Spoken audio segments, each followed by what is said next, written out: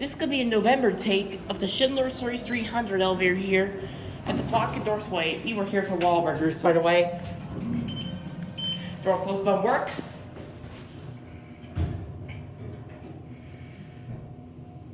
Typical MRL track, 150 feet per minute.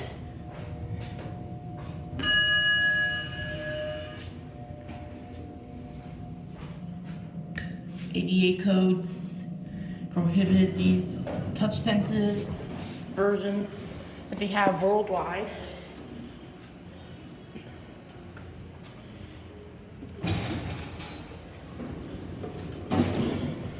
Bang! Door closed button works. Let's get a cab view. This is a really nice elevator.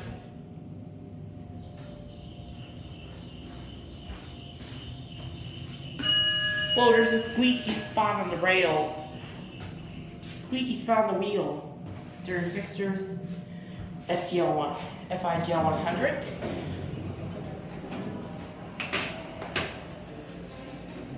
That sounds like a rusty shopping cart.